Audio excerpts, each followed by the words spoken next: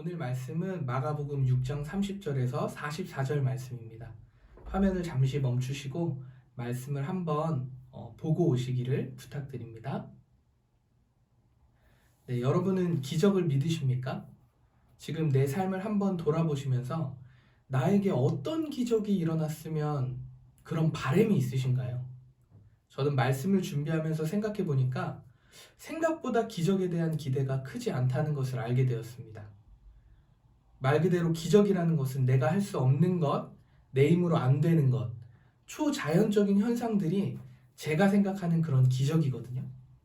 그런데 이러한 기적을 기대하며 사는 것은 어쩌면 헛된 바램이라고 생각하는 사람들도 있지 않을까 생각이 됩니다.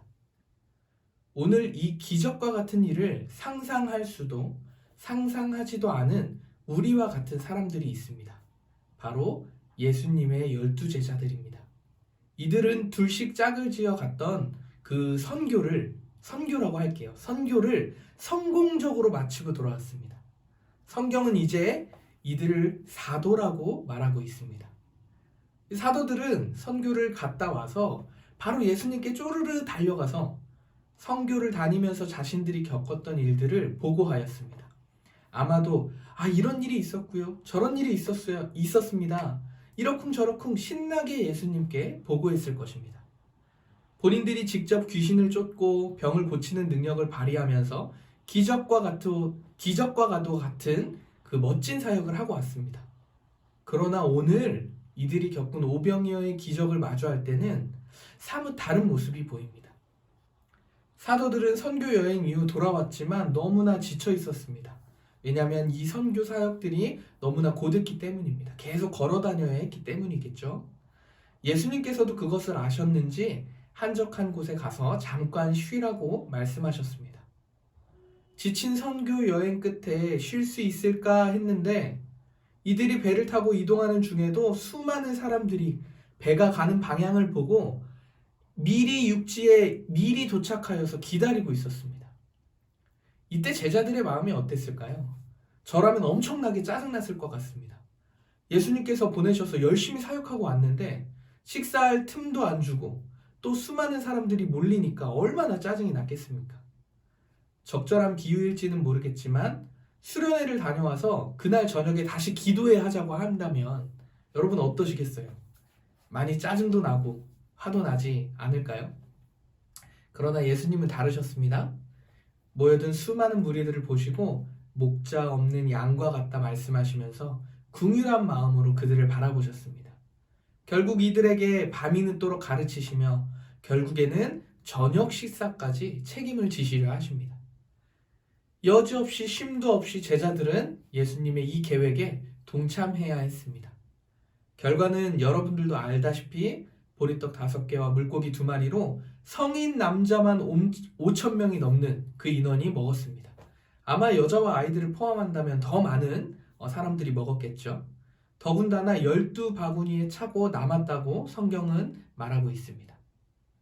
오늘 우리가 함께 묵상해 볼 포인트는요, 바로 이런 상황에서 제자들의 모습과 예수님의 모습입니다.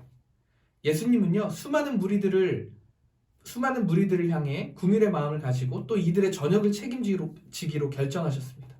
그랬더니요, 제자들이 쉬지도 못해서 짜증이 났었는지 따져 묻습니다. 아니, 이들을 먹이려면 200데나리온이나 필요할 것 같은데 그 돈으로 떡을 사다 먹이라는 말씀이십니까? 제자들이 생각해도 답이 안 나옵니다. 200데나리온은요, 노동자의 8개월치 임금 정도 됩니다. 설령 이 돈이 있다고 하더라도 제자들은 몇 명입니까? 12명입니다. 12명이 떡을 가져다가 5,000명이 넘는 사람들에게 나눠준다는 것이 쉬운 일이겠습니까? 아마 엄청난 고된 노동일 것입니다. 더군다나 내내 쉬지도 못했기 때문입니다. 그래서 예수님께서 다시 말씀하십니다. 그럼 가서 떡이 몇 개나 있는지 좀 알아봐라. 순수하게도 제자들은 짜증낼 법도 한데 또 가서 알아봅니다. 그리고 물고기 2마리와 5개의 떡이 있음을 예수님께 말씀드립니다. 그리고 예수님께서는 여기서 오병이어의 기적을 제자들에게 보여주십니다. 여기서 재밌는 것은요, 아마도 수많은 무리들은요, 자신들이 먹은 음식이 예수님의 능력으로 채워진 것이라는 것을 아마도 몰랐을 것입니다. 이 상황을 알고 있는 것은 제자들 뿐이니까요. 제자들은요, 정말 적지 않게 많이 좀 당황했을 것입니다. 예수님을 통해서 계속해서 음식이 나오는 것에 많이 놀랐을 것입니다. 기적을 눈앞에서 보고 있으니 어쩌면 새 힘이 솟았을지도 모릅니다. 그래서일까요? 예수님의 말씀을 따라 수많은 무리들을 때를 지어 자리에 앉게 하고 음식을 받아서 나누어 주는 일을 군소리 없이 제자들이 감당합니다. 사랑하는 올디너리 성도 여러분, 여러분 기적을 믿으십니까? 기적은 나의 바람을 이루는 것이 기적이 아닙니다. 내가 상상할 수 없는 그 찰나의 순간에 일어나는 것이 바로 기적입니다. 기적을 대하는 제자들의 태도를 보십시오. 사실 짜증이 났을 것입니다. 그럼에도 자신들이 할 수 있는 일을 오늘 하고 있다는 것입니다. 예수님께서 음식 뭐가 있는지 알아보라고 하시니 가서 알아봅니다. 때를 지어 앉게 하라고 명령하시니 또 무리들에게 말해서 때를 지어 앉게 합니다. 또 가서 음식을 나눠주라고 하시니 그 5,000명이 넘는 사람들에게 음식을 계속해서 날라다 줍니다. 제자들은 쉴 시간도 없이 하나님의 일을 하고도 또다시 하나님의 일로 섬겨야 했지만 자신들이 할 수 있는 일을 계속해서 지속적으로 했습니다. 예수님의 말씀에 할 수 있는 것을 했다는 것입니다.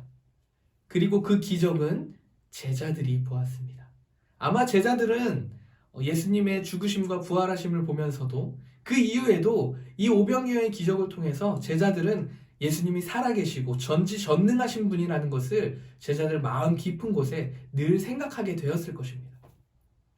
사랑하는 성도 여러분, 나의 힘, 능력, 기대와 소망으로 기적이 일어나는 것이 아닙니다. 우리는 할 수 있는 일을 하는 것이 최선이자 최고입니다.